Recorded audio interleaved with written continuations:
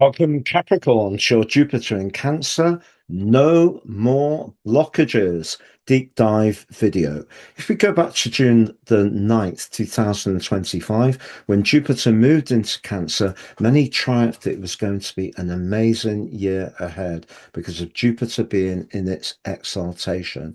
I did caution at the time that might not be the case. Ever since then, so many people have shared on YouTube their frustration with Jupiter in Cancer.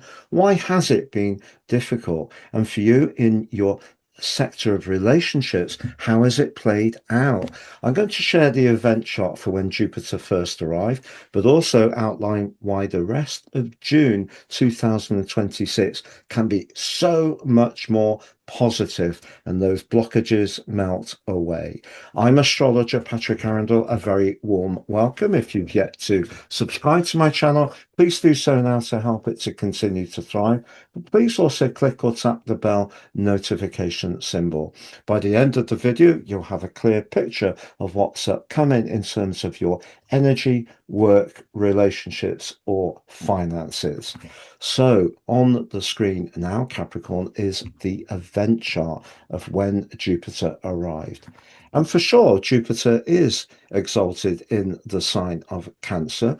Cancer, very much about nurture, protectiveness, security, stability, our emotional world. And Jupiter may have expanded your thinking around those areas, but particularly in terms of relationships over this last 12 months. And Mercury was also waiting for Jupiter when Jupiter arrived. So if you have built up some successful alliances, collaborations, or partnerships over the last year, you will have made the most of that energy. But was it quite as easy as it was expressed? Because if we look at your ruler, Saturn, that was squaring off with Jupiter when Jupiter arrived. The exact square there within 1 degree as Jupiter moved into Cancer was on the 15th of June, if you recall. But Saturn in Aries is in its fall. It's not its best location. Aries is the beginning of the journey. It's about where we're innocent. It's not where we're wise. And for you, Saturn in the fourth house, very much about your emotions, your feelings, and your family issues, very much those Cancerian energies. So how is it played out with Saturn, the planet of limitation, applying to Jupiter, the planet of expansion? Well, I think it may have created a lot of resistance. So if over the last year you have been trying to build up those contacts, but it hasn't happened at quite the pace you would like, it really wouldn't be a surprise. And one of the issues I feel is that when people talk about Jupiter, they talk about the archetype very much in the Sagittarius legend. So it is about expansion. It is about being jovial. It is about being immensely self-confident. And it is ultimately about fortune. And of course, Jupiter is the greater benefit in traditional astrology. It can be about fortune, but it also rules traditionally the sign of Pisces, which is much more to do with the psychological, spiritual side of things and to do with faith. So some of the contacts that may have developed successfully for you over the last year may have been where you've aligned with people where your values were very much in tune. Because if you have tried to align with someone, particularly romantically, where that wasn't the case, you may have really experienced a bit of a bumpy outcome.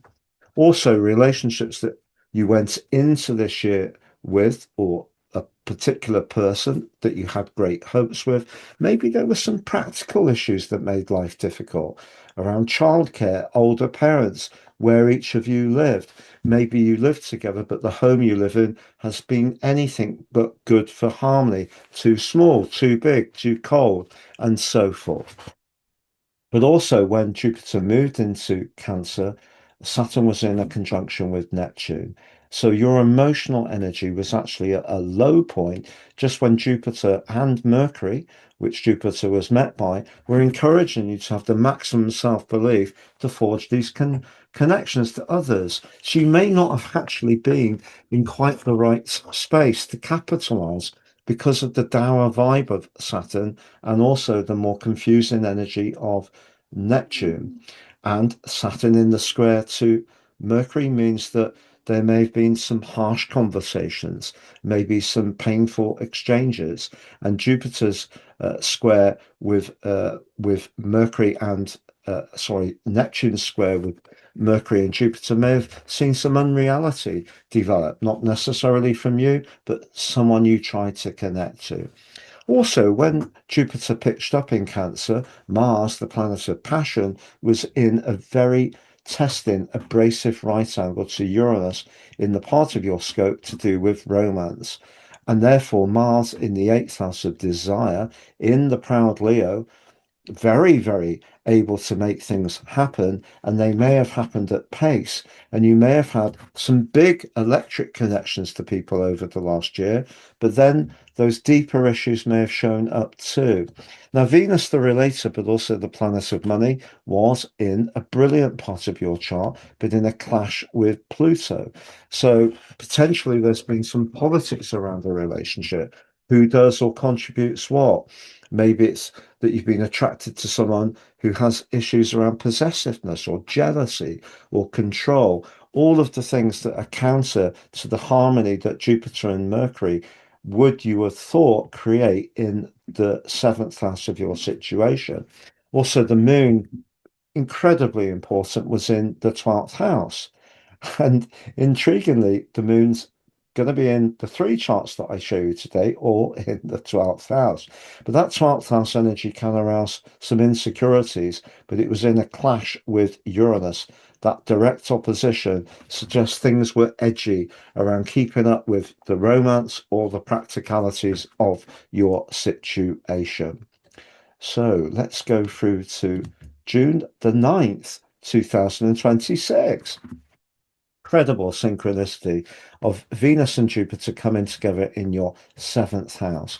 And this actually can bring some really good fortune in terms of alliances.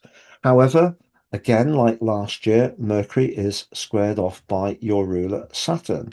But what Saturn does through your knowledge and experience, and knowing that people can get away with themselves in terms of their optimism, Saturn just regulates Mercury and just sees you remind someone else there has to be boundaries, there has to be some guidelines, and that isn't a bad thing, but it can create some very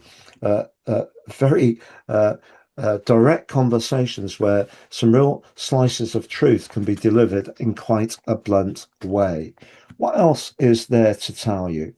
Well, on this event, which will be trumpeted, I'm sure, as being the luckiest day of the year, can be fortunate, but again, in a water sign, it's very much more about emotion. So we could share our heart, we could share our home, we can connect to someone where there is that simpatico. That's all delicious. And it can be part of relating for sure, but it's not fiery and glamorous in the same way. However, Mars, the planet of passion, does forge a great link to Mercury. So if there is someone you like, you're being encouraged to take a step forwards and share that enthusiasm for them. But Uranus, as much as it was disruptive last June, is much more constructive in a great link to Pluto. So if you are doing something around reforming your the fundamentals in your life, you can do so with aplomb. It's just that Neptune and the moon are in a conjunction. So on the 9th of June, you could be very sensitive, even if there is a situation which looks encouraging as far as an alliance at work or in a romantic context too. So let's just go through to the 28th of June because you finally get the chance to seize the golden prize. Because Mercury and Jupiter, remember them? They started the journey a year or so ago, 13 months ago, back in a conjunction, but this time not afflicted by Saturn, but blessed by Mars. And Mars in the most passionate part of your chart, the fifth house, Mars in Taurus, very earthy, very sensual. The ruler of the sign of Taurus is Venus, and therefore Mars linking to these guys gives you a much more self-belief if there is someone you want to connect to. It is true that Neptune is in a square with the Sun, but I think that Neptune and Saturn over the months that they've been in Aries, then back into Pisces, then back in Aries, I think you're probably beginning to get used to their energy, which of course can be containing and limiting and at times perhaps distorting in the case of Neptune, but I think you're getting used to them. But what we do have is the moon in Sagittarius again, but it's in a lovely link with your ruler Saturn and a delicious link with Venus. So if you're tuning into someone and you can really feel that connection, but also it's heartfelt, it's psychologically robust, you can be yourself with that person. You may finally get the chance to seal the deal. It may be working with someone, it may be on a professional level, it may be a new job, but your connection's so much more positive as this entire period of Jupiter in Cancer comes to a close. I'm going to summarize those four areas of energy, work, relationships, and finances next, Capricorn. But just to say, I've slashed the price of my personal horoscope reports. For many years, it's been buy two, get 30% off.